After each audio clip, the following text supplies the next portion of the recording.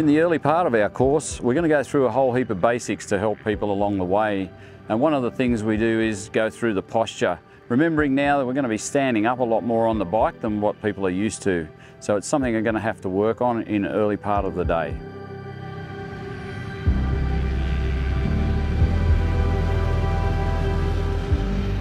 In the next part, what we start to look at is something we call weight shift. As we accelerate and decelerate on the motorcycles while we're standing, we have to work on how that affects our body. And the other part we do next is looking at steering our motorcycle, not just using our handlebars, but now with the foot pegs. As we're standing on those foot pegs, they can become like another set of handlebars for us.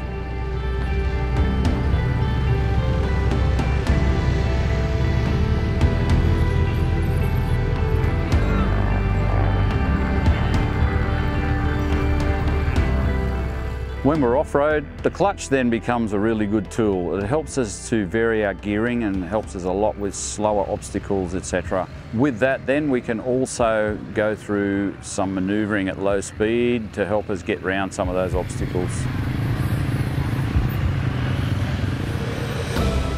One of the inevitable things that can happen with off-road riding is having to pick up the motorcycle. A lot of people make a lot of mistakes doing that. So we're going to show people a really effective way of picking up their motorcycle. At the same time, we're going to talk about handling the weight and the balance of a motorcycle when it's not being ridden, and also some of the little tips and tricks of getting on and off a bike safely while we're off-road.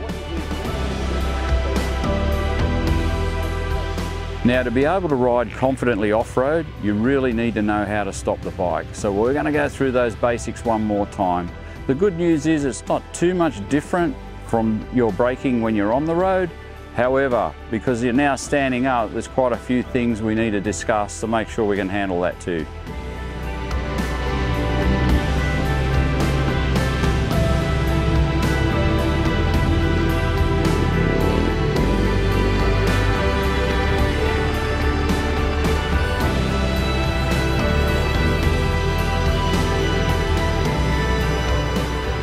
One of the aspects of riding off-road that motorcyclists fear the most is descending hills.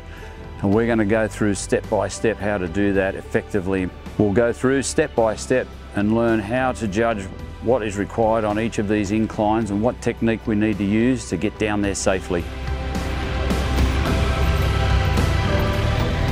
On the other side of the coin, we'll find ourselves having to climb hills. And while people are really happy to attack hills, there's a few little tricks and tips to make sure we do that one safely too.